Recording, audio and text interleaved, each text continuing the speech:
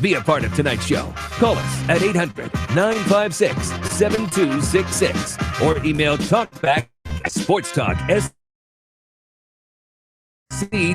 Phil Kornbluth, Kevin McCrary, and Tom Hayes. You know, you look at the guys in our lineup. We've got a lot of guys that, haven't played a lot of baseball for us, and they're only going to get better. I was still so optimistic about our kids because they were not allowing a negative result in a game to impact who they've earned the right to be. Good evening, everybody, and welcome back into Sports Talk, South Carolina Radio Network, as we begin another Sports Talk here in South Carolina. What a week it's going to be. What a weekend we are coming off of with basketball, baseball, spring football practice at USC, Daytona 500. What'd you think of the new format for NASCAR's highest series? The thing about NASCAR, I love NASCAR. As you well know, I enjoy watching the races. And but anybody at all surprised that with Monster Energy drink now the primary sponsor for NASCAR, that the driver of the Monster Energy car wins the first Daytona 500 for the Monster Energy series? And I'm not throwing any aspersions here on NASCAR or any doubt about anything or creating any sort of an idea, a conspiracy theory here. NASCAR just has a lot of coincidental victories over the years and coincidental things happening, like Danica Patrick winning the pole in her first time out on the circuit. Dale Jr. winning the first race at day like that might lead conspiracy theorists like DePro to wonder about that. Anyway, good to have you with us tonight. We're coming to you from, I consider, the greatest place on earth, Harbor Town at Hilton Head. Today, the annual media day for what is now going to be the 49th annual RBC Heritage presented by Boeing. 49th, that means they're one away from 50th anniversary of the Heritage. Today, the media day, we got a chance to play the beautiful golf course here at Harbor Town, which, you know what, survived Hurricane Matthew in great shape, lost a few trees here and there. They have replanted some trees at the direction of the PGA. Some of the houses around the course are still being repaired. You can see the work going on today, but it's a beautiful, beautiful track. It's already in excellent shape, and it'll be even better by the time the tournament rolls around in April. So we had a great time here today. We'll be talking more about that in the hours to come here on Sports Talk tonight. Of course, USC got a big, impressive win at home, and Clemson suffered another heartbreak in basketball at Littlejohn on Saturday. We'll hear from the two head coaches tonight. USC baseball went 2-1 over the weekend. Clemson sweeps Elon, and you know what this week is. You know what Friday, Saturday, Sunday will bring us? The 2017 edition of the Palmetto Base Brawl. And we're looking forward to that. I think it's one of the greatest weekends of sport in our state every year. And both teams, they've had a couple of little nicks in the armor here early in the year, but both are showing signs of terrific pitching. Clemson got great pitching on both Friday and Sunday. And Pat Krall didn't have his best day on Saturday, but he still got the Tigers a victory with some big offensive help. And South Carolina's pitching remains, for the most part, very solid. The Gamecocks need to find some offense before they get to the weekend against the Tigers. Looking forward to that as well. Professor is in our studios back in Columbia. K-Mac is off tonight, so kind of laid it all out there, Pro. Got an exciting week ahead. And you know what? If you love basketball, South Carolina, the state want to be. Think about it. We've got regular season games with USC and Clemson this week at home. We've got the CAA tournament in North Charleston. We've got the Big South quarterfinals at Winthrop on Thursday. We've got the ACC women over at Coastal Carolina this week and the SEC women up in Greenville this week. You want basketball? We got basketball. Yeah, and the interesting thing about it is South Carolina women winning their fourth consecutive regular season SEC title outright because Mississippi State had a chance to share it, but they lost to Tennessee at home yesterday. And South Carolina, looky here. They tip off noon on Friday, which means if Gamecock fans want to do a double dip, they can just travel from Bon Secours Arena in Greenville and go to Doug Kingsmore at Clemson. Right. Absolutely. That works out great. Oh, and I should also mention, too, basketball-wise, we've got the high school state championship games this weekend in Columbia. So just a plethora of round ball activity to talk about this week. We'll be covering all of it for you throughout the week. And USC back on the practice field today in football. The Gamecocks did get a commitment this afternoon from Darius Rush, athlete, very good-looking athlete from C.E. Murray High School.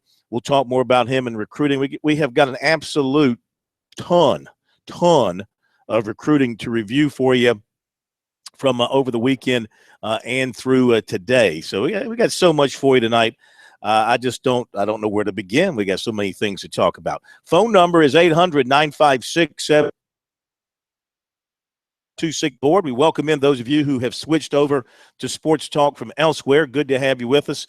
800-956 Talkback at SportsTalkSC.com and on Twitter at SportsTalkSC. Again, our number 800-956-7266. Couple of things I want to mention here of importance right off the bat besides the commitment for USC. Tevin Mack has gotten his release from his scholarship at Texas Pro, former standout at Dreer, who, of course, very heated recruiting campaign for him. South Carolina, Texas.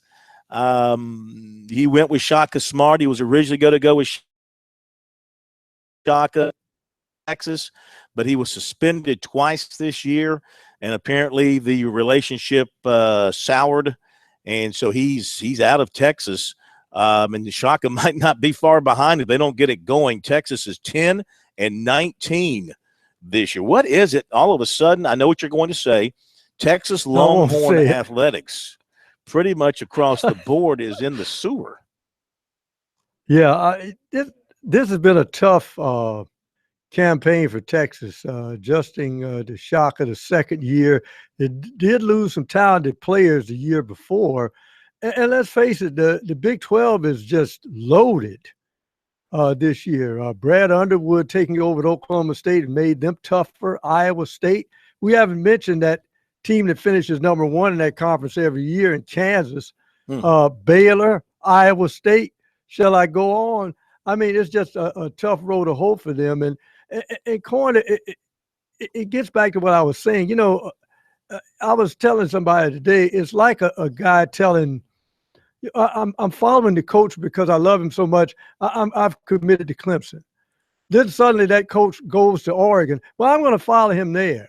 Where your whole expectation is not only the coach, but the campus you visited, what you're going to do there. And apparently, VCU is a top basketball school where the basketball players were king. You got used to, we're going to play up in Richmond, Virginia. And then suddenly you just hook your kite up to somebody that's going to Austin, Texas. And maybe that wasn't for you, but you did it anyway because you were enamored with the coach. Sometimes that's not enough. So it bears to mind the question, could Tevin Mack end up at South Carolina? Now, I do not know the circumstances behind his multiple suspensions at Texas.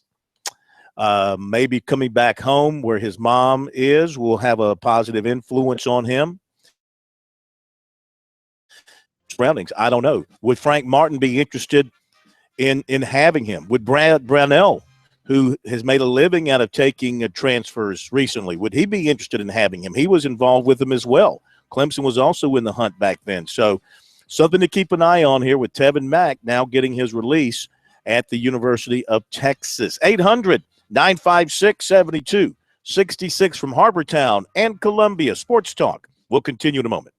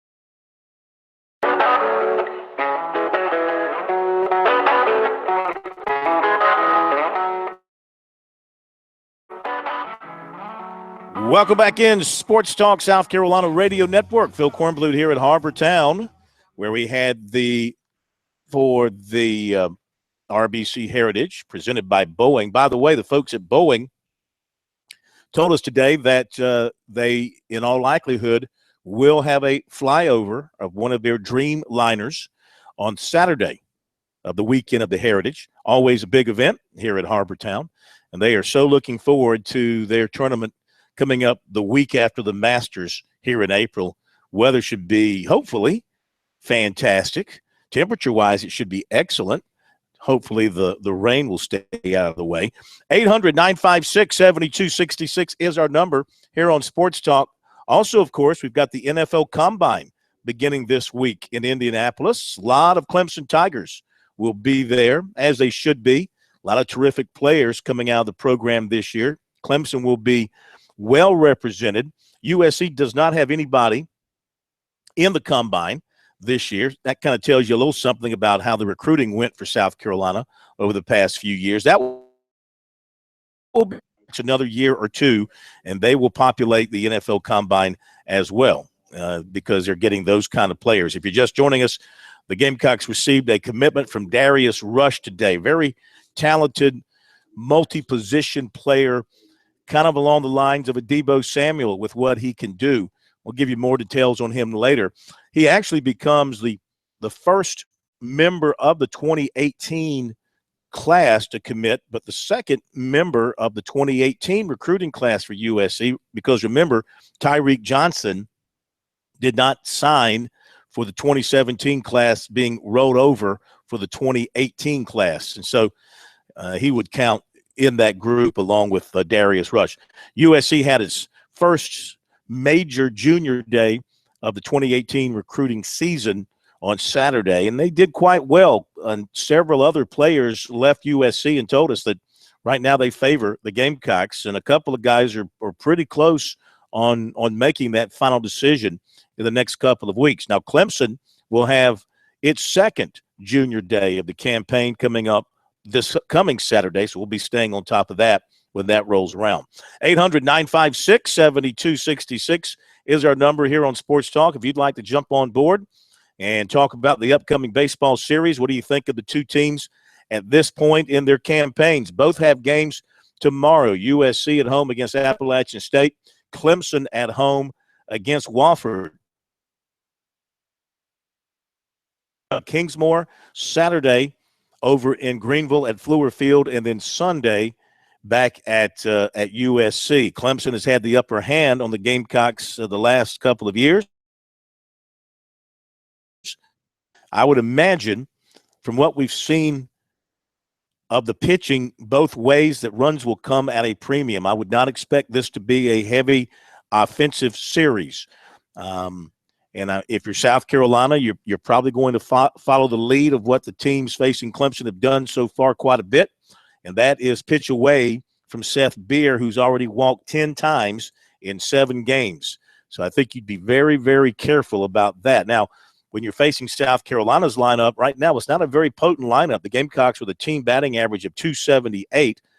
Alex Destino, the most dangerous weapon in the lineup, though Jacob Olsen's starting to come on as a true freshman and show some pop as well. But one of the concerns of Chad Holbrook after the weekend series with Wright State is finding some more protection for Destino in the middle of that lineup, and so that he will see better pitching. And they need some other guys. You know, Cullen is not swinging the bat well at all so far. They've got a lot of guys well under the 300 mark, which is not what you want to see in college baseball. Plus, the Gamecocks have been less than perfect in the field. They've already committed 9 errors this season, 971 fielding percentage, which is not bad, but it's not what they have been used to. The pitching, of course, remains very, very sound. You know, winning a series against Wright State is a good win, even though they didn't sweep them. Wright State's a very good baseball team, as Clemson knows.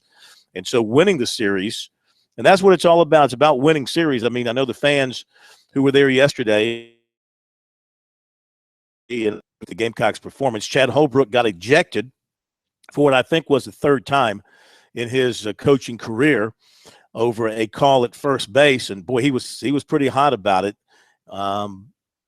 I think partially because earlier in the game, there was a call that was overturned that went against the Gamecocks too. So that was probably in the back of his mind when this play happened, and he went out on the field and put on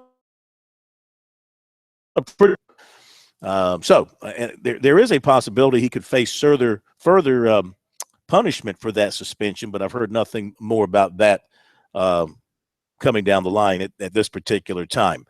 800-956-7266. Pro, did you get a chance to watch any of the 500 yesterday and see the new format come into play?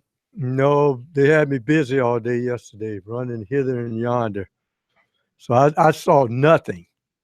If you should have, I was on the interstate yesterday, and I could have run in Daytona as fast as I was driving.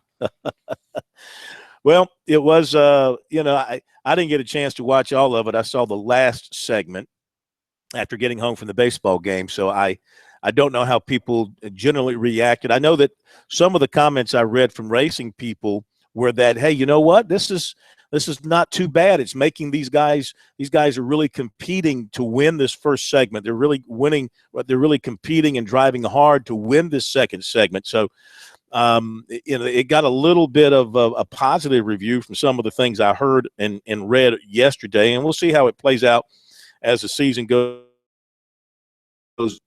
how the ticket sales react to it. But Kurt Busch winning for the first time in his career at Daytona, a terrific win for him, and he just played his cards right, Pro. He didn't lead a lap until the last one, and he played his cards right and found the opening when it was created and charged to the front and got the victory. A total team effort to see the guys here this morning, and the way that wins are hard to come by in this series, but to win a Daytona 500, it's hard to put into words, and it's beyond belief, really. I mean, as a kid, you watch this race on TV, and you live the experiences with each of the drivers that win the race or lose the race. And after 16 years of having it go 16 different ways, when you win it one time, it erases all those memories, and you now have this permanent memory of being able to drive into victory lane with a winning car. And a winning car is put together by a great group of guys, a talented group of guys, a committed group of guys. And this year it's even that much more special because we switched over to Ford during the off season, and that brought a lot of change at Stewart-Haas Racing. And that change brought everybody together with a different camaraderie that we hadn't had before. I mean, we're a strong unit together at Stewart-Haas, but to switch over to Ford and to put in all that extra time, the chassis dyno, the wind tunnel, the massaging of this area of the car, or, to build this new component. I felt coming to Speed Weeks this year, I had the most puzzle pieces in place, and I just kept believing. And here we are as a team, as Daytona 500 champions. It's a great. All right, there you go. That's the winner of the Daytona 500 yesterday, and that he's a guy, Pro, that at one point it looked like his racing career might be grinding to a close with his actions on the track and some of his actions off the track. He had an issue with a former girlfriend going back about a year and a half or 2 years ago or so. And it appears as if he's turned his life around, both as a charger and someone I don't think is real easy to get close to, but no one's ever questioned his talent. And, of course, he's already got a championship on his resume as well, and now he's got the Daytona 500 too. Yeah, I heard his ex-girlfriend probably went back to NSA, or maybe she works for Homeland Security now. Okay. You'll have to explain that one to me during the break. We're going to hit a break, and we'll be right back with more sports talk. Frank Martin coming up, Brad Brownell, the complete recruiting report too. More sports talk in a moment.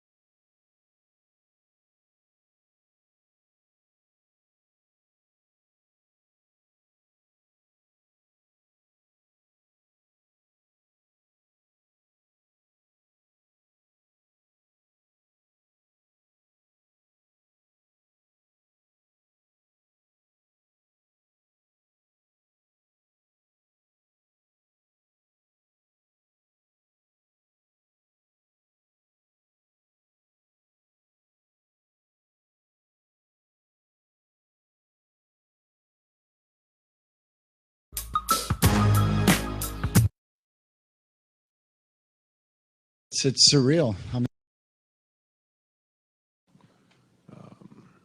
We got 2 regular season games to go.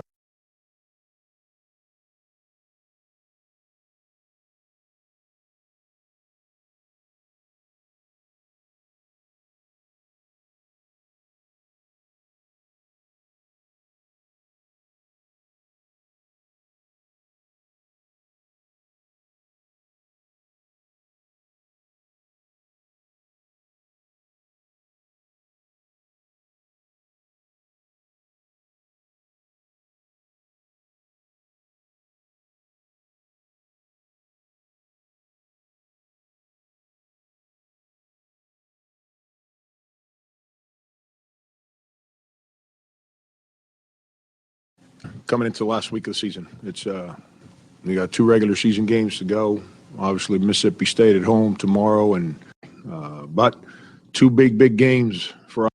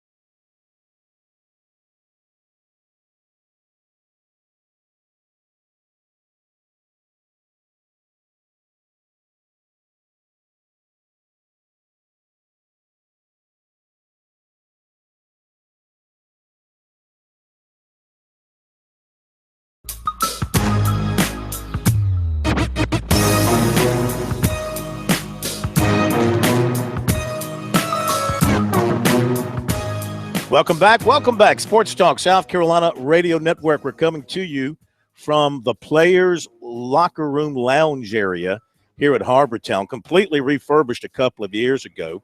Beautiful area.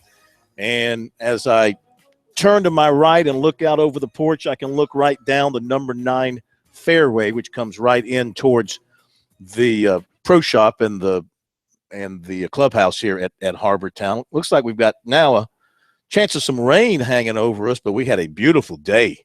My goodness, the temperature was just perfect, and the wind was down, and the playing conditions were awesome.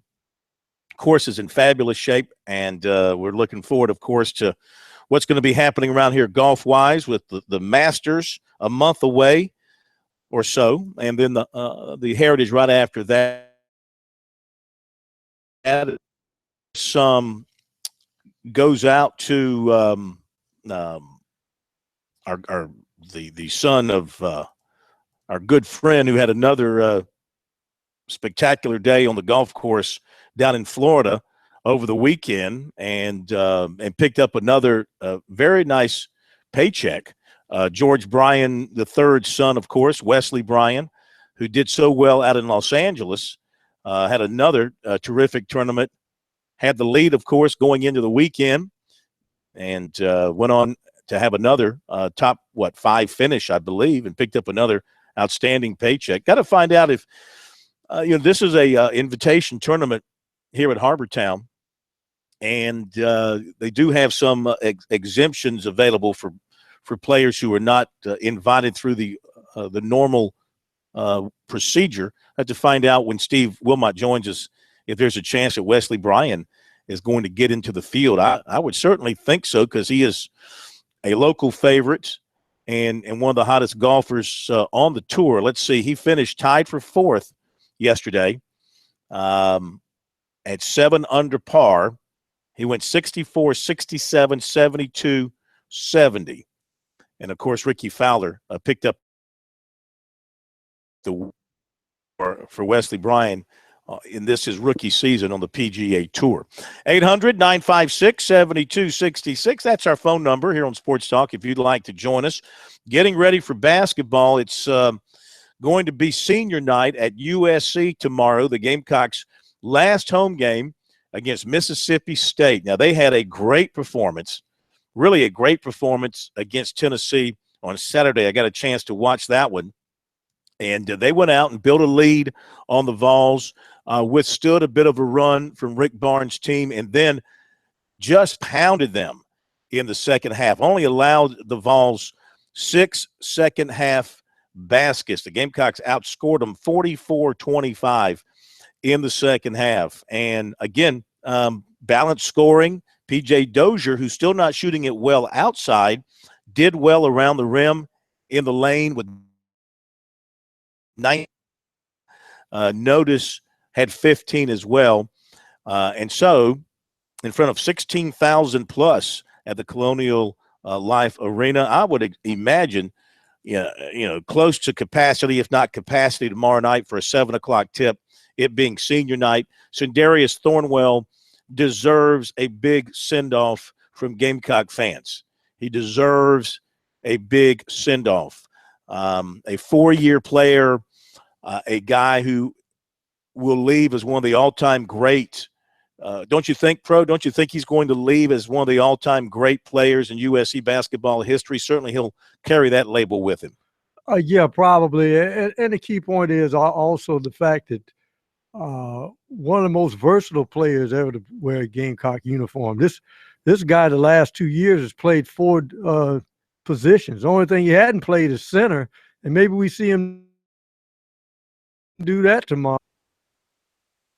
Who knows? They did go with the 4-guard lineup to start the game and played a lot of the way with Hassani Gravett in there to give him really a 4-guard look. They put Thornwell. Frank Martin thought that gave them a better way of defending the screen and the pick and roll and things like that.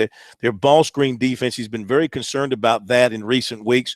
He thinks that gives them a better chance with Thornwell in there to contend with that. And we'll have to wait and see if it continues. Now, of course, you do give up some size inside, but Thornwell closer to the basket also is a very good rebounder.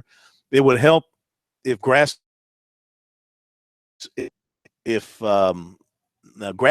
could hit some shots. He went 0 for 5 from the floor. Did have a couple of rebounds on Saturday, so they need him to get his shot going. Here's Frank Martin today after meeting with the media, and of course, it's senior day, which is always a tough time for coaches, players, and fans, because typically you're saying goodbye to guys you've been with a long time, such is the case for him and Sindarius Thornwell. Here's the coach talking about the senior night coming up tomorrow. Hard to believe we're coming into the last week of the season. It's we got 2 regular season games to go. Obviously, Mississippi State at home tomorrow and at Ole Miss on Saturday. And, the season's just kind of flown by. But 2 big games for us. And like it is every time you take the court in the SEC. And it won't be hard. Unbelievably difficult games. They all are at this time of year because everyone understands their seasons are coming to a close. So the sense of urgency is a little greater for everybody. So we got to make sure we're at our best, we're sharp, and we keep building on what we tried to do last week.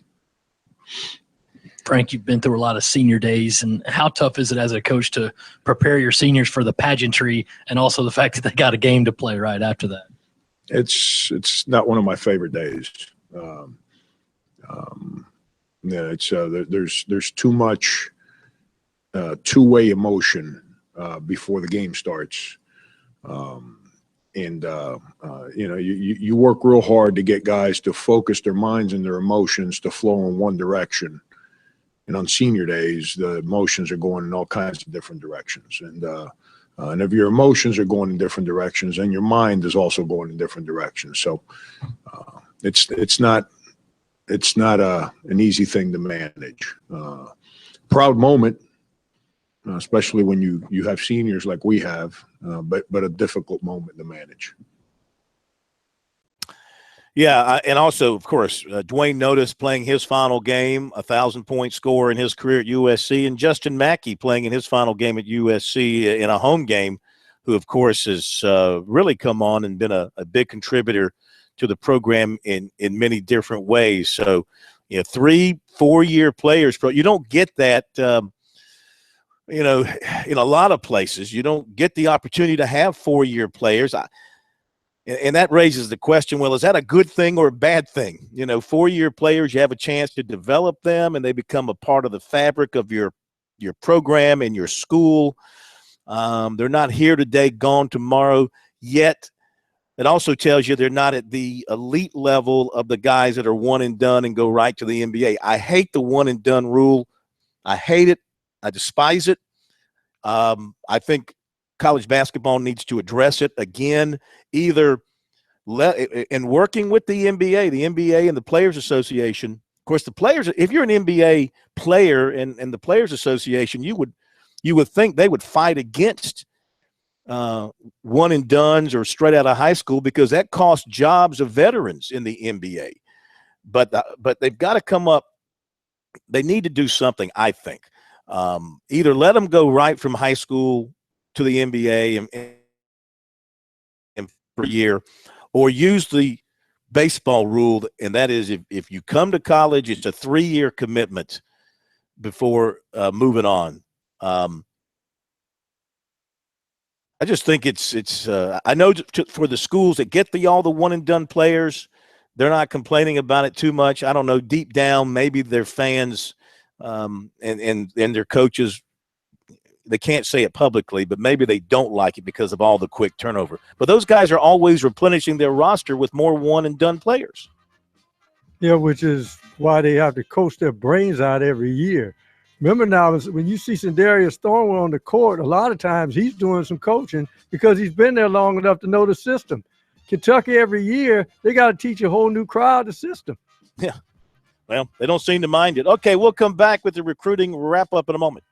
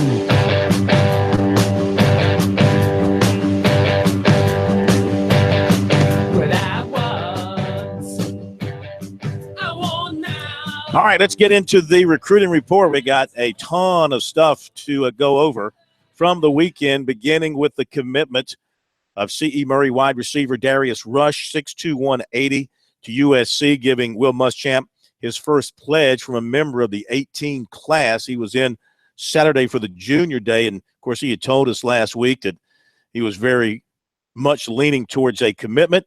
It just didn't come down until today. How Muschamp feels about him and his plan for him really confirmed everything. They want him to be a playmaker at receiver. Work hard, he said. Last season, 1,243 all-purpose yards, 18 total touchdowns. He did a little bit of everything. He rushed for 612 yards, 12 touchdowns, 14 passes for 228 yards, 3 touchdowns, had 36 tackles and 2 interceptions on defense. So that gives USC right now rush and defensive end in the 2018 class. Now, some others who were in Saturday at USC who are holding the Gamecock high up on their lists. Wide receiver Josh Vann, 5'11", 175 of Tucker, Georgia, came in with his teammate, offensive lineman Dylan Wanham, who's the brother of Gamecock defensive end DJ Wanham. Anyway, Vann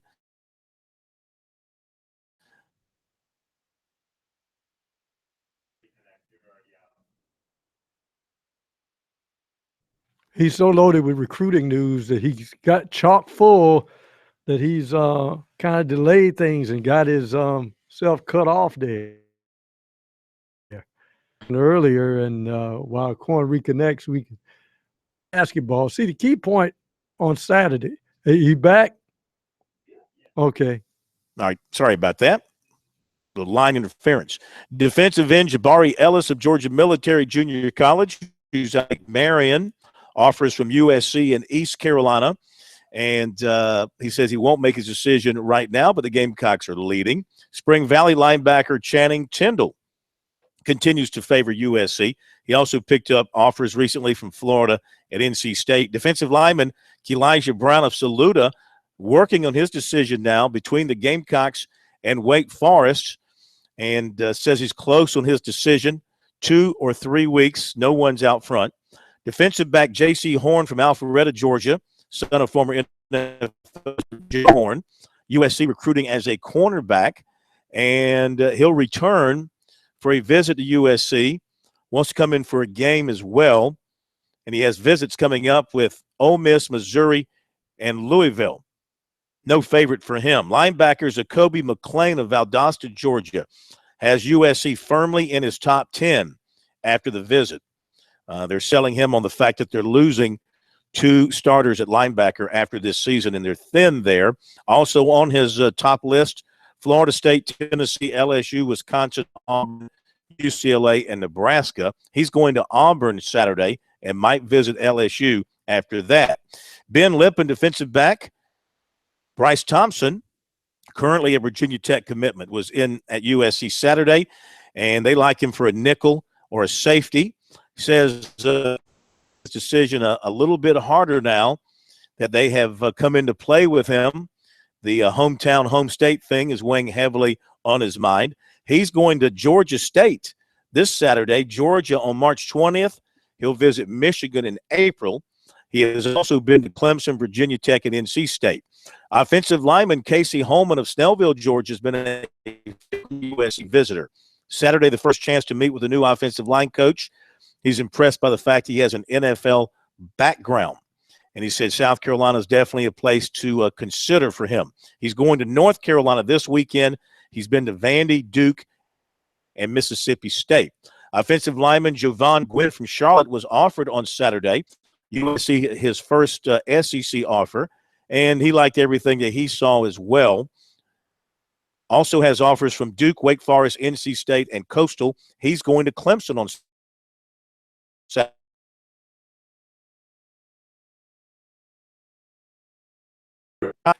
Of Covington, Georgia. They are also his first SEC offer. And he also has offers from Maryland, Georgia Tech, UCF, Georgia State, and Marshall. Receiver Spencer Gaddis from Alpharetta, Georgia, was not offered by the Gamecocks on this particular visit. They do want to see him again. They'll see him in the spring and maybe in summer camp. Utah and Tulane have offered him. Defensive back Von Ramsey of Greenwood, not yet offered by the Gamecocks. Again, they plan to evaluate him. He's also planning to visit Florida, Georgia State, SC State, and Appalachian State. Defensive lineman Tori pick up an offer Saturday. They did invite him to the spring game and for camps. He's also been invited to SC State for a junior day. Tight end Tyneil Hopper of Roswell, Georgia, was in on Saturday. No offer extended to him from USC yet. He's going to Louisville this weekend. Kentucky, Wake Forest, Louisville, North Carolina, Alabama, Auburn, Illinois, some of his offers. Defensive back Zion Keith of Wilson was in at USC Saturday. No offer yet from the Gamecocks. He said that they are sorting things out with their numbers and potentially could offer him in the summer. He has offers from Wake Forest, UCF, and SC State.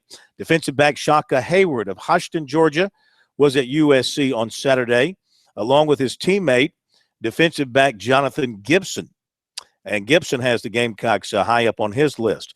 USC added another competitor for the place-kicking job on Saturday in Brandon Chiazza, 5'11", 170, Malvern, Pennsylvania. He's decided to enroll at USC on an academic scholarship and walk on the football team. And he says he'll be competing for the kicking job. He also had walk-on offers from Duke and Rutgers. Last season, 7 of 9 on field goal, 38 on extra points. 2019 prospects at USC Saturday included defensive back Obi Egbuna of Charlotte, defensive end who was offered on the visit, defensive end Derek McClendon, Tucker, Georgia, defensive end Savion Jackson of Clayton, North Carolina, and J.R. Walker of Elizabeth City, North Carolina, an athlete who picked up an offer on his visit. Fort Dorchester quarterback Takarian Joyner was in Columbia Sunday for the High School Sports Report banquet. He received the statewide Offensive Player of the Year award. He also went to the USC women's basketball game, and he sat between Will Muschamp and Kurt Roper. Of course, he did not make it in Saturday because of the death of a close friend. He might get to USC for some spring practices, and definitely he'll be in for the spring game April 1st.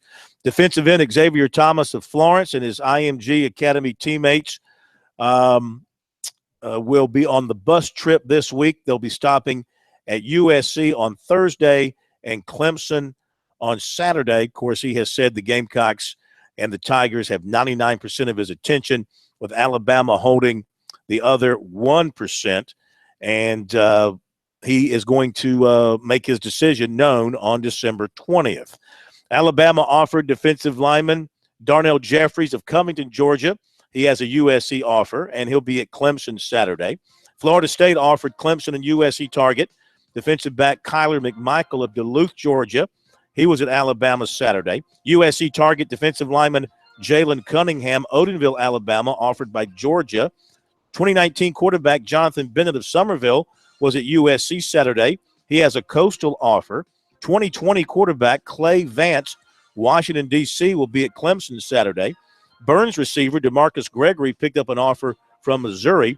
Blythewood defensive back Jaden Brunson was at USC's practice today. 2019 athlete Akil Pauling of Ben Lippen will visit USC tomorrow for practice. Quarterback Artur Sidkowski of IMG Academy, committed to Miami, had an early offer from USC. Dorman offensive lineman Jordan McFadden landed an offer from Louisville. I'm going to let my mouth rest for 5 minutes, and we'll be back.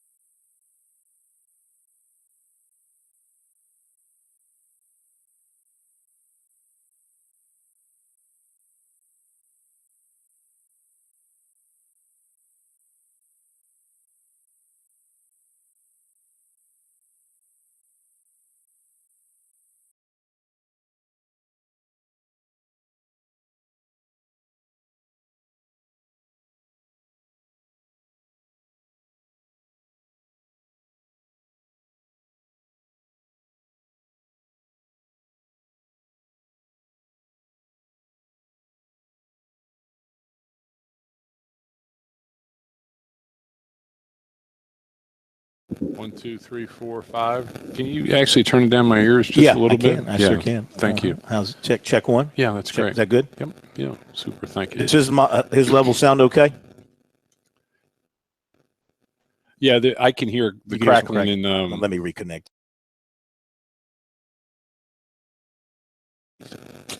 I still hear it. Yeah, I don't know what that's coming from. Is that new? Oh, that's there we go. I think it was just where I had positioned the. Is that cleaner now? Okay. Yeah, I can. Yeah, that sounds good.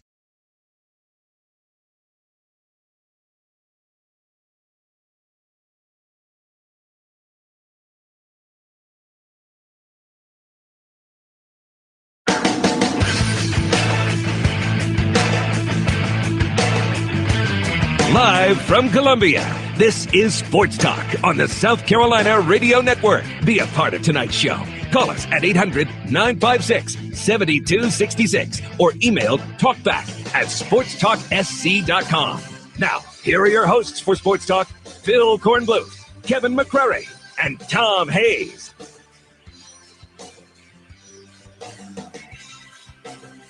All right, welcome back into Sports Talk, everybody. South Carolina Radio Network on this Monday night. Coming up, we're going to hear more from Frank Martin, also Brad Brownell. We got some USC football for you as well moving forward. But we today had a great day. It's one of the greatest days of the year, in my opinion.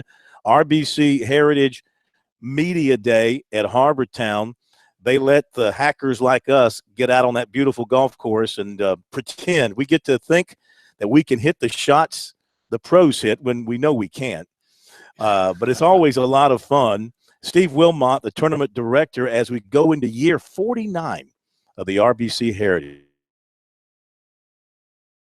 Thank you for joining us today. Yeah, what a great day we had. Yeah, thank you for letting us pretend for a little while. Well, the good thing is actually where you guys are hitting the ball, it's not going to affect the fairways and greens where these guys are playing and all. But no, it's a great kind of a kickoff, even though obviously we're 13 months out of the year, 3 weeks out of the year, working towards the great event in April. But it really sets the tone for the next few weeks and working with the media, and obviously we had some VIPs here as well, and here we go. Yeah, I had the pleasure of playing with one of your interns by the name of Tyler Schutz, who can flat out play.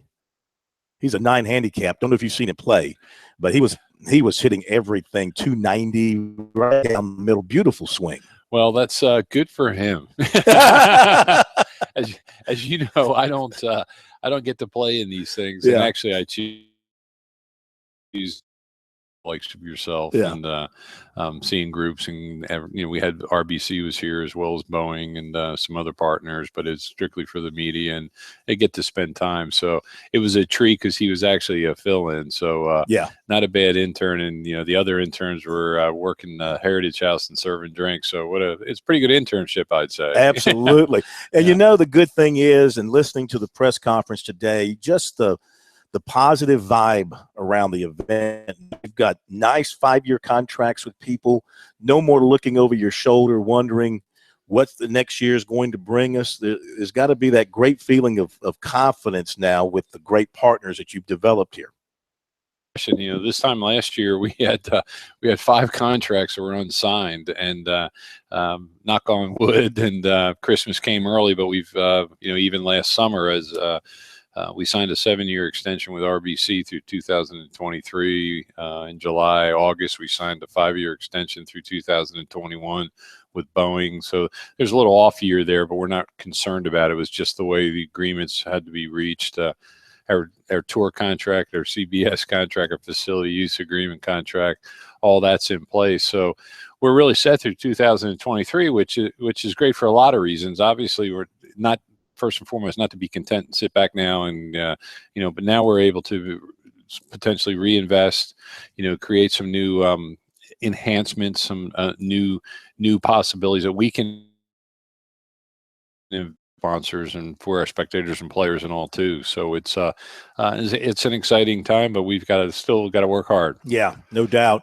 Of course, the island got hit by Hurricane Matthew back in, I think that was October or something. Yeah. It looks like the course and the surrounding area escaped major damage. Am I wrong about that assessment? I know there were trees down and things like that, and some houses are, I see, still being refurbished, but for the most part, everything come out okay? Yes. No lives were lost. I mean, that's the a devastating hurricane that came through, no doubt. People don't realize, and it's not necessarily a bad thing too, is the fact that people don't think that we're back to normal and everything's running. There's a lot of cleanup that has happened. The town recently said they think it's another year and a half before the cleanup will take place. But fortunately, from a selfish side, personally and professionally, but professionally in the fact of how important the tournament is to the community. So the town officials are working hard to clean things up and get things ready. Sea Pines has made an unbelievable commitment, knowing that the golf course, how important the golf course is to their business, but also the tournament itself on what it means when the eye in the sky comes on and it's plastered all over the world. And we're ready for a great April. I mean, there is a different feel out there. I mean, I think, Phil, playing, we did lose, we lost a couple hundred trees on the golf course, but we lost about, a good, a couple dozen. And here people are trying to get rid of trees, and sea pines, oaks, and 55-foot pine trees, and let alone sago palms and magnolias and other things too. So it truly is it's interesting what it certainly has happened, but we're going to have a great event in April. Talking with Steve Wilmot here, the director of the RBC Heritage, coming up in April. How is the field coming together? I saw more names being announced today, defending champions coming back, of course. And I mean, gradually more and more big names will be announced. How's it all coming together? And when will your exemptions start to be announced? Well, the players can, we get commit lists from the tour this time of year. Next week, it's Monday, Wednesday, and Friday. So these players can commit on a daily basis, basically. But from last year, you have Russell Knox, you have Shane Lowry. We just Tyrrell Hatton from England. He committed recently. Brandon Grace. And then you start talking about the Brant Snedekers, Matt Kuchars, Jim Furyks, Ernie Els. We really have a nice field right now, and it's going to get stronger. Now, the tough part is, or the difficult part is, and then I think I've shared with you over the years and this friendship and relationship, but probably the toughest part of any tournament director, or any tournament, I should say, really is those sponsors exemptions. And we have 8. But we really only have 7, because the winner of the Players Amateur receives one every year, and that's been the likes of Bill Haas and Ricky Fowler and Camelia Villegas, and I can go on with the players, Brian Harmon. But this Zheng Chen from China, who played in the Masters last year, he won the Players Am last summer, so he's automatically exempt and will be joining us. And then we have. But then through our sponsorship with RBC, they get to select 2 players too. So we kind of, it's one of those things that you kind of wait to see what RBC is going to do, and then we can. But we've got some, there's some great kids out there, up and comers, and you also have seasoned vets that are looking too. And from a tournament perspective, what you're trying to do is you're trying to find a guy that can help you move the needle, a little local flavor, support. Has played in the Junior Heritage and Players Am, South Carolina kid, come up with South Carolina junior golf and things too. Those things are all important to us. Sure. Nothing against that guy from Southern California or however, but what's important to the tournament? How can, where will we get some extra media? Where can we get some extra support? Where will there be some extra interest? And, it's tough, but, we have about 60 guys that have already requested. We have not said, well, we've sent a list of no's recently, but we've got to massage that, and we'll be periodically going through that. Yeah. Tommy Gainey was here today, 2 gloves, and Mark Anderson had a hole-in-one actually, in the tournament today, in our little media thing. Well, are they under consideration for getting in the tournament? Actually, He's in that web.com category. But would he be considered? Yes, if he should need one. Tommy is outside. He unfortunately played great here last year, and I think he had a 67 or so in the first round, and then he had a very serious back injury where they thought that he might not even be able to play again. It was that severe. But both of these guys, both in different conversations, reached out, wanting to see, hey, I'm in town. Do you need me? What can I do? And they know there's no guarantees about the spot, but those kind of things are important. Tommy's been a great supporter of this event, South Carolina through junior golf. Mark Anderson, won the Players Amateur, played at USC, lives in Beaufort, and they're both really good kids. And I hope them the best. Hopefully Mark's currently in. Hopefully he plays well in a few other opportunities, and then then we'll go from there. All right, we'll be right back. A little bit more with Steve Wilmot coming up from here at Harbortown.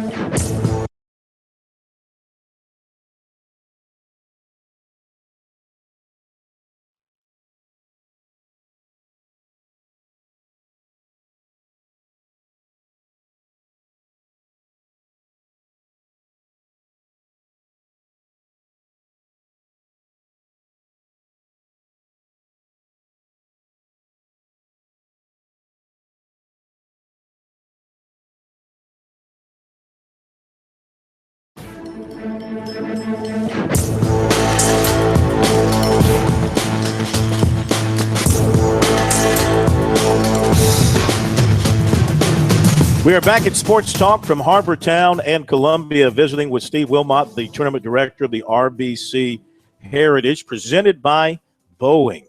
And, boy, it's great to have Boeing in our state and contributing, and RBC back on board with you. One more player we want to ask you about. He has been one of the hottest players on tour and is going to break through with a win sooner or later, and that's Wesley Bryan, South Carolina kid.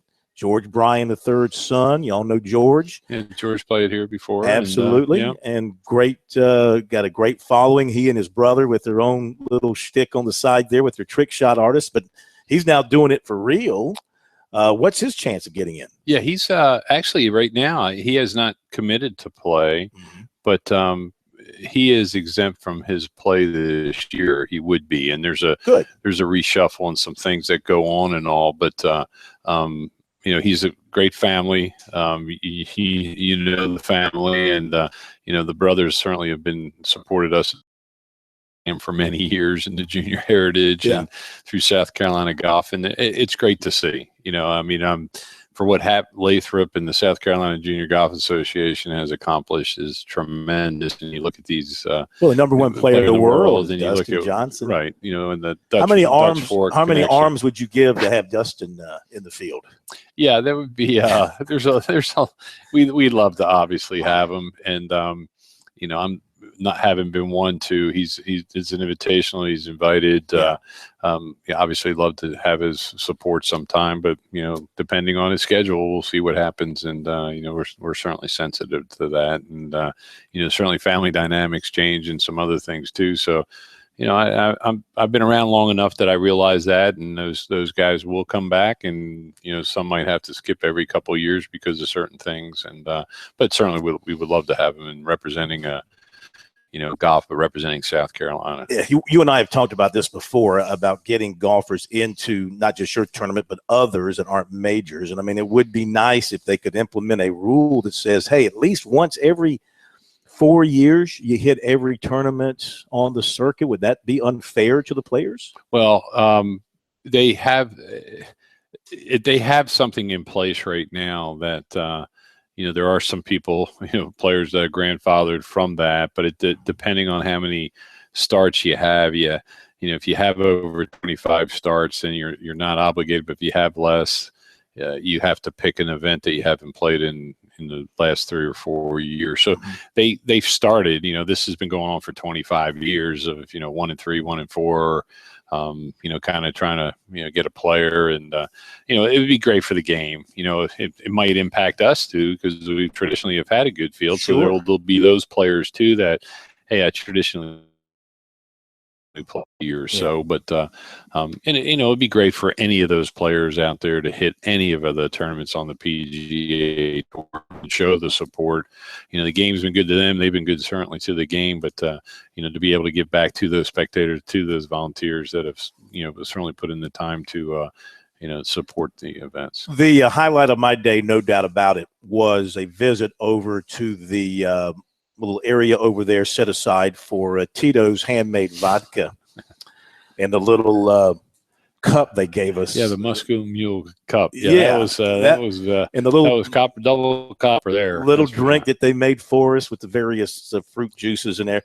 That's pretty sweet. Now you're going to have a special area for that product and other special areas throughout the property. Yeah, well, just like, you know, we continue to strive to get better and to do better, and there's certain things we can, you know, there's only certain things we can do, and we're also sensitive to the fact that, you know, all this good news with our sponsors and all that, our purse went from 5.9 to 6.5, and we're contractually obligated every year after this in our PGA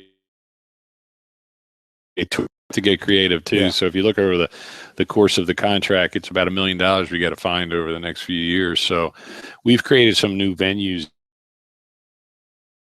That's the experience. I mean, we're not charging more necessarily. We've got some great partners, and the Tito Stillhouse will be out on 18, the Heritage Lawn,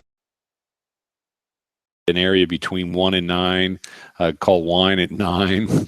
It seems like everything's around spirits, and But we have great partners out there. We got a video board, and there'll be some viewing platforms that haven't been out there, so you can watch golf on 9 and watch some golf on 1 and all 2. And then, we have the 19th hole, which is, Anheuser-Busch has had. But, we're looking at just creating additional, and both of these are open to the public. Mm-hmm. So if you have a ticket, so we're just looking to try to enhance the experience, the fun down here. And, we want those people to come down and going, hey, this is great. This is different. This is unique. Mm-hmm. And also for them to feel, the sensitivity sometimes is you're more focused on your sponsors than you are your spectators. And we want the spectators to have that sponsor feel. Sure. But then we also have some great partners in the likes of, Tito's and Anheuser-Busch, and I can certainly go on and on with other partners. Sure. All right. Before I let you go, you're enjoying what's going on now and focused on year 49, but that means year 50. Very, very special, as we all know, for year 50. What are some of the things you can tell us about some of the things you're working on in the background towards the 50th anniversary? Well, this has actually been about 2-3 years in the works. It was really fall of 15 that we really kicked this off. And, we're looking to a countdown to the 50th. We're going to announce some things on Sunday of the closing ceremonies to kick things off for the 50th. We've got some special ticketing packages that will be out to the 50th. And, we're going to try to tie in as many as our past champions and all too. So it is truly, it's an exercise of, it's something that, exciting to celebrate too. And we're also sensitive. We want to celebrate. Yeah. But, we're also driven by the bottom line, and that's for charity. And, how much do we want to pat ourselves and spend the money to support, to promote the event when, hey, we've got a great event, the 50th, let's wrap our arms around it. But we're going to have some things leading up to. But one thing I should mention, and I forgot to today, and I am extremely embarrassed by this, but, this year at opening ceremonies, we are going to have a moment of silence for Mr. Palmer and a cannon salute and some things that we have, the opening ceremonies. And I really, I feel bad about that because, you take last year and a lot of things that we went through and just prior to the hurricane a lot. So it was a tough year. And for those, not just in golf, but those that certainly are sports fans that are here listening today, I don't care what sport, but if we can have, conduct ourselves like Mr. Palmer did, a tenth of the way he did, we'd be okay in this life. And he was the only gentleman, and I shared this story. He's the only guy that I've ever stood up to answer the phone. You mean when he called? Yeah, I stood up to answer the phone. I mean, it's not that you're not important, right? Things, no, that's but you can take my call. Yeah. But we are that this year. Yeah. But he having won, the first one, there were some things that we were going to do with himself and the plans and all, but we're excited, and we're for 50 years, and we're only one of we're either 3 or 4, and I think it just changed recently because of Doral, but we're one of the third longest events played on the same golf course. There are more than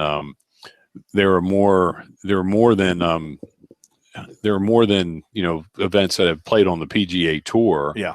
Longer, but they've been played at a lot of different golf courses. Right. But we've played 50 years at the Harbortown That's Golf amazing. Place. So, yeah. Real quick, any chance that Jack Nicklaus will be included? Well, we're going to invite all our past champions back and things too. So, where that goes from there and how, there's a Champions Tour that week and things. So we've looked into a lot of these things, and we're trying to figure out what the best way to do it, but got to get through 49 to get to 50. I know. So, hey, thank you so much. It's been a great day. Yeah. Thank you. We appreciate your continuing support. Oh, and, always. No, it's good. Always. Good stuff. And we'll see you back here in April. You bet. If not sooner. Thank you. Yeah. All right, Steve Wilmot from here at Harbortown. We'll be right back with more Sports Talk in a moment.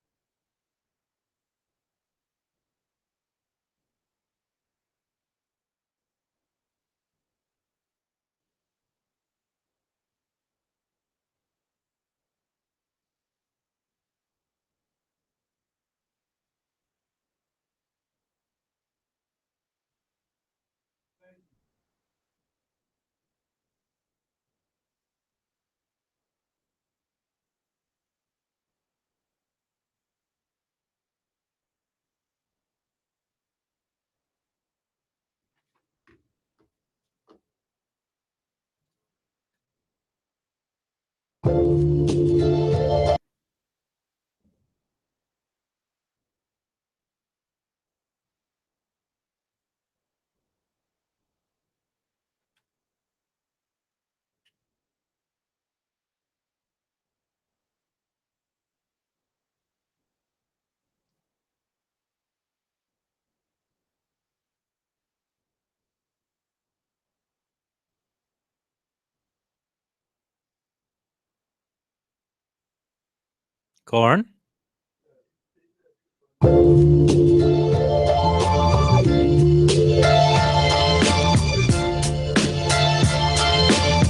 Oh, we can talk Clemson basketball or USC. What do you want to do? Round out. All right. You're live. I'm waiting for Corn.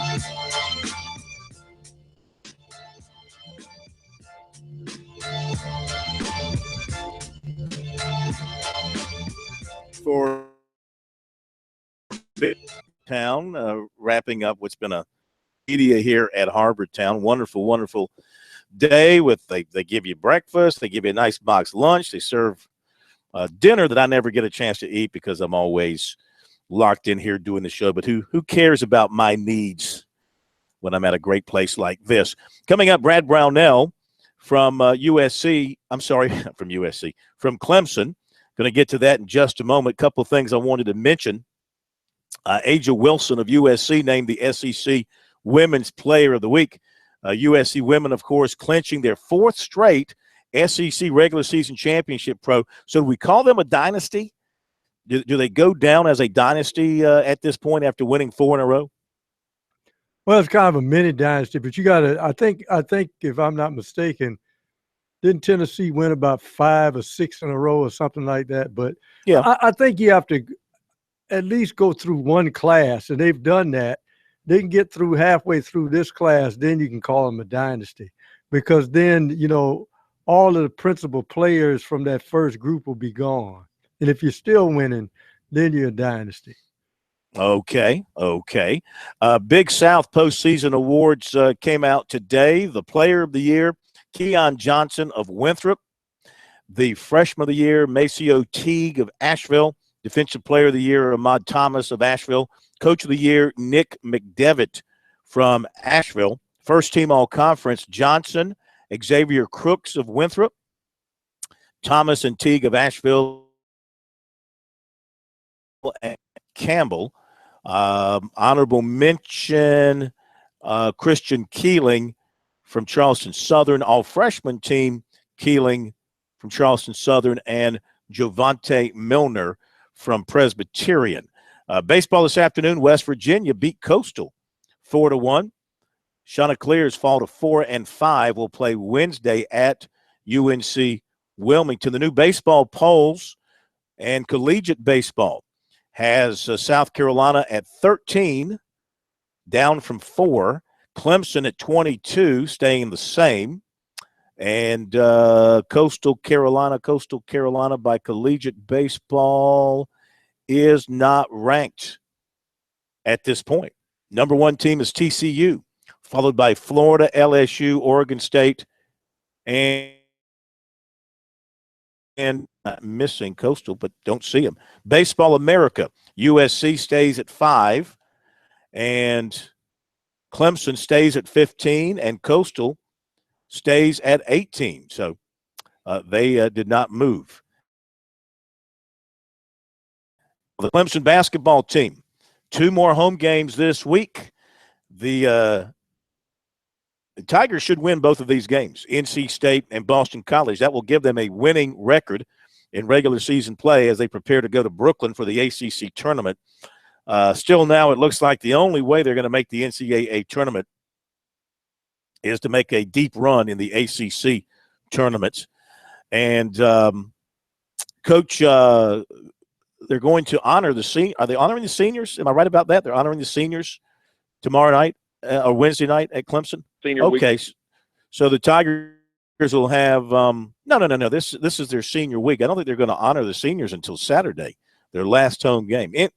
Anyway, here is Brad Brownell, Tigers head coach, earlier today talking about this being the last go-around for the seniors, like Jerron Blossom game in particular, what a career he's had at Clemson.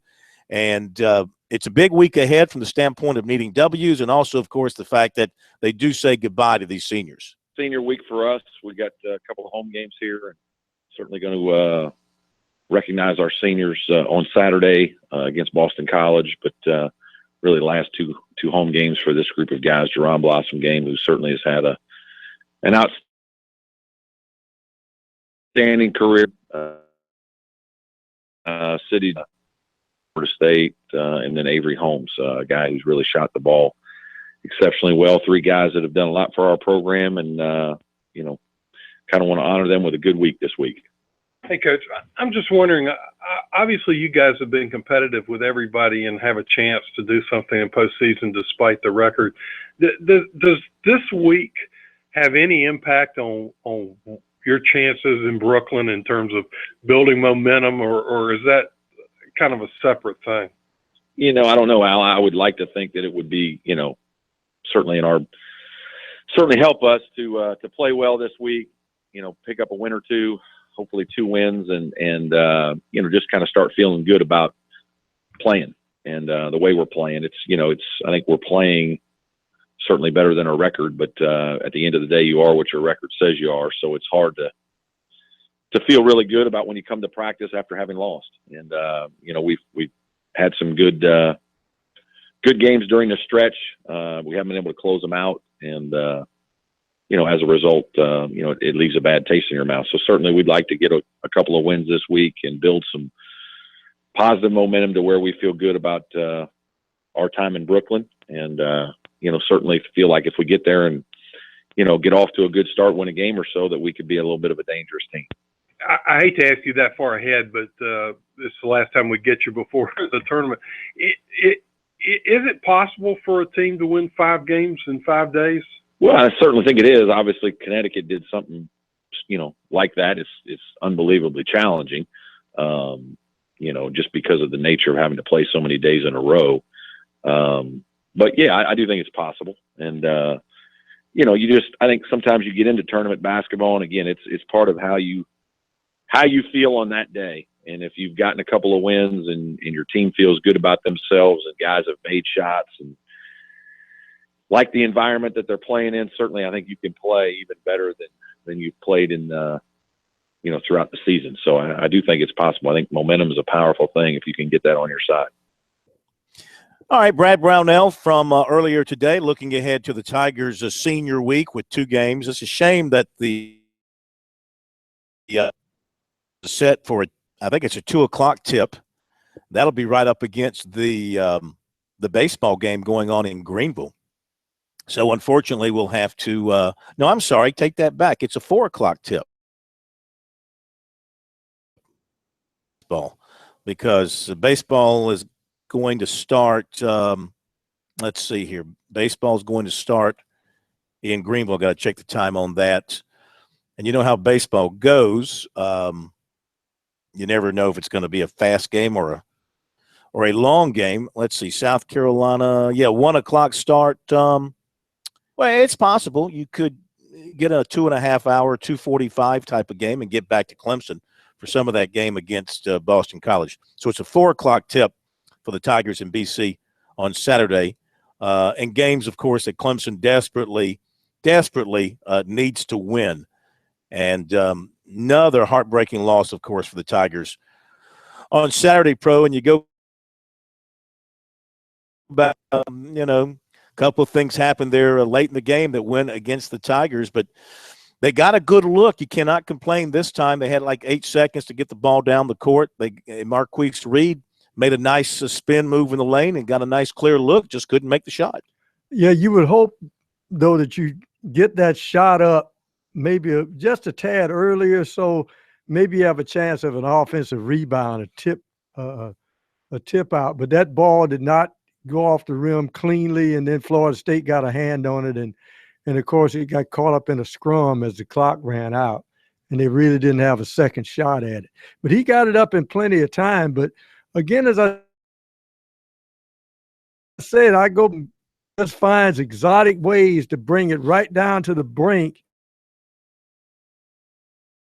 And it's just mind-boggling how you can do the same thing. Just like winning becomes a habit, maybe not closing the deal right at the end becomes a habitual as well. Yeah, you're absolutely right. Joe Lenardi, his latest bracket, USC, a 7 seed playing Northwestern in Tulsa. Boy, you don't want to be the team to play Northwestern in his first ever tournament appearance. Winthrop, a 14 seed against Arizona in Salt Lake.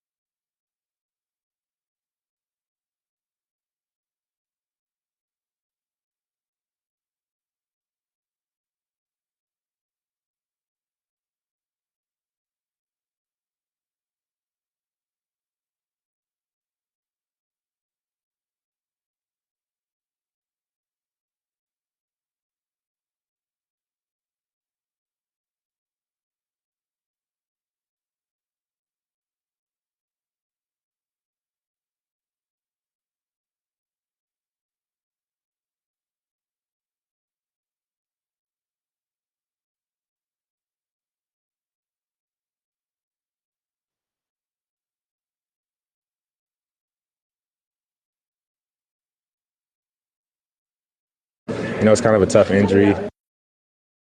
It's kind of a tough injury.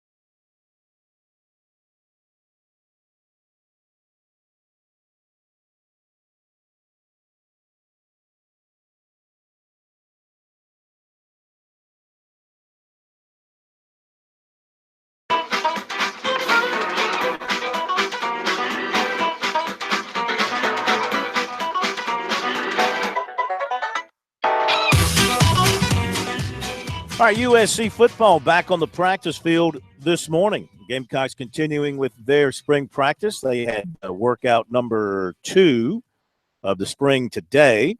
They are scheduled for number 3 at 9 o'clock tomorrow and number 4 at 9 o'clock on Thursday. Tomorrow, they'll be able to put on the full pads after they've gone through the first 2. I believe that's still the case when it comes to spring practice.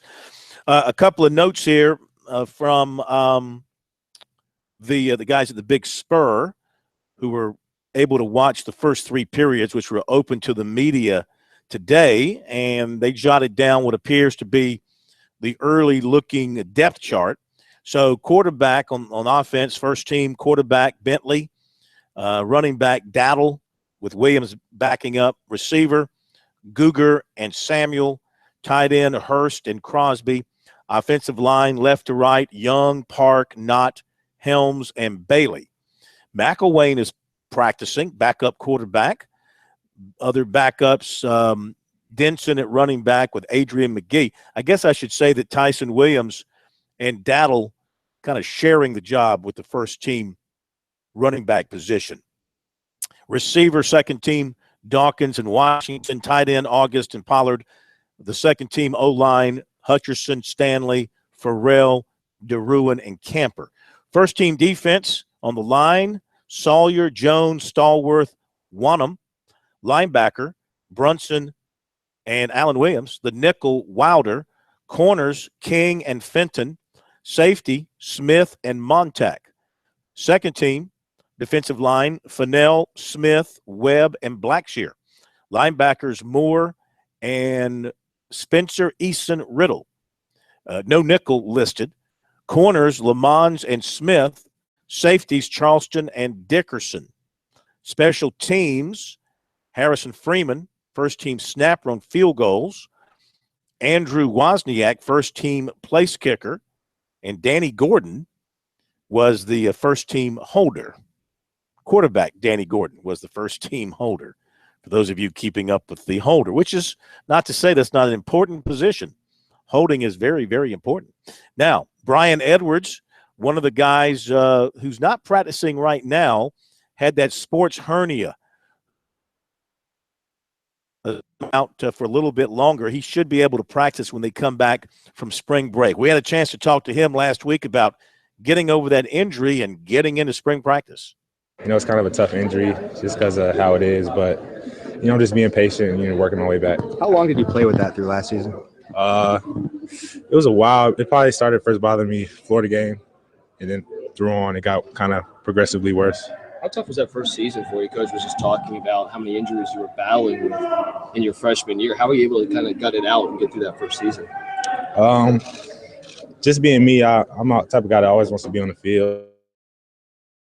So a game or something like that was something I really didn't want to do. So, just playing through it was just something that's in me. What have you been able to do through the offseason program as you're recovering from that injury? I haven't really been able to do much. I just started back with a little bit of participating in drills and stuff like that, but really I've just been a lot of rehab. No lifting or any heavy lifting like that, right? No, I just started back lifting about a couple weeks ago. How much more explosive do you think you can be once you get fully healthy, considering you just played a full season really where you weren't 100%? I feel like my ceiling is very high. I just got to keep working hard and, just keep my head down and keep grinding. What's the anticipation level like for you going into the second season now? A year under your belt, Jake's got a year in the system. I assume you're going to be pretty excited about that. Oh, yeah, I'm extremely excited. We got the quarterback situation all hashed out. We build a chemistry here and we work hard. So, I'm extremely excited for next season. How much are you guys going to gain from the fact that they decided to go ahead and lift the red shirt and play Jake last year? Do you guys have some game experience together? Chemistry is everything between the quarterback and the receiver. And, lifting that red shirt and getting him in. You saw it progress throughout the season, Tennessee game. We saw flashes of it all together this year. Okay, Brian Edwards, they're expecting more big things out of him this coming season, and what a freshman year he did have for the Gamecocks. We also talked on the defensive side with tackle Taylor Stallworth. Big things are expected of him this year as a senior, kind of being that one of those leaders on the defensive side, and we talked with him about getting spring practice underway and getting after it. I'm where I want to be right now, but I still got to get better. I got my weight down to where I wanted to get, but for the season, I want to get lower. And like all around, I just feel great about going into the spring. So Competition on the defensive line, especially in the interior with you guys. Qualify that for us. We got a bunch of young guys coming in, like MJ Webb, Aaron Thompson starting to step up. We got a lot of young guys, Kobe Smith, Kier Thomas. So it's going to be a great experience for us. So For a lot of last year, the defense played pretty well. But then last few weeks, it seemed like it got away from you defensively. What was the difference? I feel like we started off slow, like in the first halves, and like we wasn't able to recover the way we supposed to. So like that really hurt us in the long run in the game. So I feel like that really affected us. So Coach Muschamp feels like you guys have gotten faster on defense. Do you see it? Oh yeah, because like we run a lot and like, hey, it's all about Coach preach to us every day. Don't run to the line, burst to the line. So like finish every play hard. So that's why we got to do it. Tell us about the off-season commitment of you guys, not the stuff you're required to do, but the stuff that you guys did beyond what the coaches were asking. Oh yeah, like we did a bunch of stuff like after workouts Fridays, like on Saturdays, Sundays, like majority of guys come in, work out, do extra running. Like if they have to get their weight down, they'll do extra running with the strength coaches.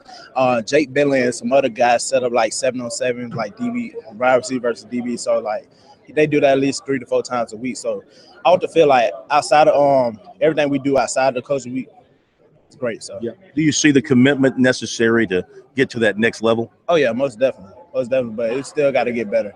Still got to work at that. So we're gonna feel cool. A hard-hitting kind of spring that Muschamp really wants to put you guys through. Oh yes, he told us that today is gonna be a physical spring. So like, hey, we ready. We got to embrace it every day. So who are some of the other guys on your side that you've seen in the weight room and on the field that have really impressed you here in the offseason? Kobe Smith, like in the weight room, he got stronger running. He's great at running. Kier Thompson, very quick, smooth guy. So like he's gonna be a good deal. Dante Sawyer, Yuri Jones, all them guys. So how about Shamik Blackshear? Muschamp has talked about him. Yes. My boy Shamik. Hey, Shamik has came a long way. I'm telling you, like I'm really like excited to see him in spring, see what he do, see what he bring to the plate, because I'm really waiting on his time to come. So what are you seeing in him in terms of his physicality and his development since last year? Oh, he's a big, tall, fast guy. Like, he got his speed back up, his strength back up where he wants. So, like, Shamik, he's going to be a great, role for us. So, I'm really waiting on him to play. Well, if Shamik Blackshear can get back to where he was as a junior in high school pro, that would be a very valuable addition to the Gamecocks. He was a devastating athlete and defensive end in high school until things kind of ran afoul for him, and he's never really gotten back to that level. They could certainly use him to find himself and get back to being that kind of football player. Well, the key point, obviously, a lot of the adjustment is strength and a lot of it's mental. Usually in high school, guys like Shamik could dominate the guy across from him. This time he may have a guy just as big or bigger he's got to get by, and his strength and quickness has to bring him through. He's got the long arms to ward off those guys from getting in his kitchen, but you got to be able to do it with quick ways to get to the quarterback. Be interesting to see if he's developed a spin move. That seems to be the key now for pass rushers. Going very quickly in basketball action involving state teams, Louisiana Monroe leading Coastal Carolina 30-28 in the first half. USC Upstate 35, Kennesaw State 33, and it's the Citadel leading Chattanooga, somewhat of a surprise in that ball game, and it is 33-30 in the first half in that one. All right. Well, we've had a great day down here on the island, and we look forward to being back here in April after the Masters, after the crush and the rush of the Masters, to come down here to the relaxation and the quiet of some degree of a harbor town. Thank you for being with us. Right, we'll see you.